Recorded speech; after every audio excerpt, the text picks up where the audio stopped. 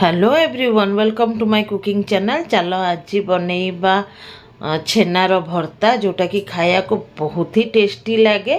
तो ये गोटे कढ़ई बसई देइछि, 2 चामच खंडे मु रिफाइन ऑयल को नहीं हाफ टी स्पून खंडे मु नहीं सोरिष को सोरिष भल भाव फुटीगला ये दीटा बड़ पियाज को मु काटिकी पकई दूची, चुना चुना करी काटी देइथिली ताकू पकई देउची। पकईला को आमे किछि समय पे भाजीबा। এই रेसिपी के पियाज को बहुत भाजिया दरकार नहीं, बस ट्रांसलूसन हवा जाए के ही आमे भाजीबा ओलट पालट करी। तो ये देखुब कि मु पियाज को 1 ରୁ 2 मिनट जाए भाजी। भाजिला पर एठी मु 5-6टा कंचा लंका को पूरा छोट छोट करके काटी देइछि ताकू पकई दउछि। एठी मु खाली कंचा लंका द्वारा ही राग करी। तेमे चाह तो तेमे गुंड मसला देकी मध्य राग करि पार। मु पूरा सिंपल वे रे मु जो भलिया भर्ता बनाए से भलिया ही बतौछि तुमको, माने कहूछि कि केमतिका हुए बोली किरी।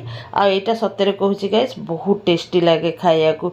एठी पियाज भाजी हे सारले तो ए स्टेज रे मु कोन करबी ना, मो पाखरे 2 रकम रो कैप्सिकम थिला, रेड आ ग्रीन, ताकू 2 रकम रो ही कैप्सिकम छोट छोट थिला तो मु 2टा काटिकी पकई देली। ता संगे रे एठी मु 2टा बड़ साइज रो टमाटर को भी काटिकी रखी ताकू भी पकई देबी। टिके ना को खट्टा मीठा राग रहिले ना गाइस तो खाया को बहुत टेस्टी लगे। तो एको एथर को भल भाव रे गुळेइबा।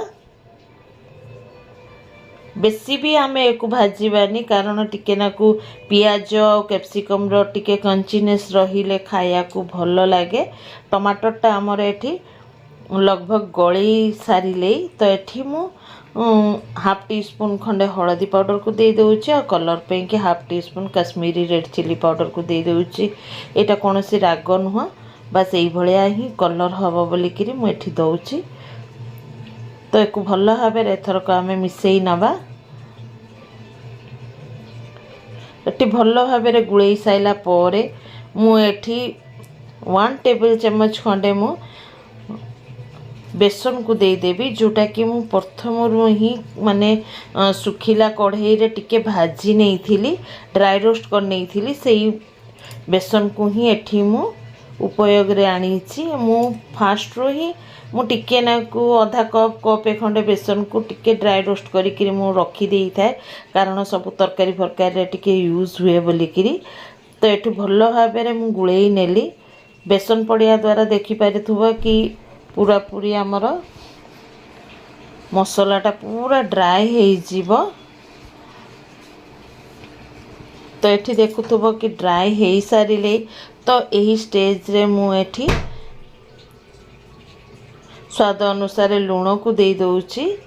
लुण को देकर एथरक एक मिसई नवा, ताहले कौन हम ना आउ भी जहाँ भी टिके बहुत टमाटर रे पानी उणी रही जाइथिबा सेगुड़ा भी बाहरी जीव और बेसन ताको अब्जर्व कर नब। तो टिके समय भाजिला पर एठी छेना को मु पकई दउची। एठी मोर 1 किलो क्षीर पूरा छेना छिड़ी गला। खैर मु तो भाभी थी केलाकांद बनई बोली के, तापर भाविली नहीं गणेश पूजा रे बहुत मीठा खिया है एमता सुगर रोगी लोक मु ताको आमे भर्ता बनई दवा जे पिला भी खाई देबे। आ 2 बेला कामेरे हमर लागि जीवो, दीपरे भी हमर लंच हो जीवो, राति रे डिनर मध्ये हो जीवो। आ छेना बहुत पसंद करंती छुआ माने, तो सेति पई कि मु ए भलिया भाबे रे मु कहली ना भर्ता बनई दबा जे गोटे एतिरे काम चलै जीवो, बेसी बनया को पड़िबनी। तो उलट पालट करके छेना को आमे भाजी नबा। छेना रो भी किछि पानी बाहरिबो, जोतिरे कि बहुत भल भाबे रे हमर मिसी जीव जहाँ भी आमे टमाटर पियाज हरिका पकईचे। तो एक भल भाव आमे मिसई दबा। ए देखि पारुथबो केते सुंदर भाव मिसी जाइछि छेनाटा हमर। तो ये पूरा पूरी तैयार हो जाइए। ऊपर टिके ना धनिया पत्र पकईकी गार्निशिंग करदब। तो चलो फटाफट से आम प्लेटिंग भी करदबा, कारण दीपर भी हो जाऊँगी खाया टाइम पूरा। तो ये मुझे काकुड़ी काटी देइछि आ कांकड़ जोटा कि मोर फेवरेट पूरा पूरी कांकड़ भजा कर नहीं चिप्स करी। मते रुटी सांगे रे हो चाहे अरुआ भात सांगे रे हो मते बहुत भल लगे। आ एठी मु पनीर भर्ता को नहीं जाऊँगी। आ ता संगे रुटी को नहीं जीवी जदि वीडियोटा भल लगे गाइस तो लाइक कमेंट शेयर करिवो आ जते भी नुआ संग मन देखसंदी सब्सक्राइब करिया को भूलिबनी। चलो गाइस फिर मिसिबा नेक्स्ट वीडियो रे। Bye bye, take care, be safe guys and जय जगन्नाथ। Thanks for watching. आ कोठू देखुच निहाती कमेंट करके जानइबो कि तमे कोठू देखुच। Okay guys, bye bye, take care. बहुत भलरे रुह, सुस्थ रुह। Bye bye.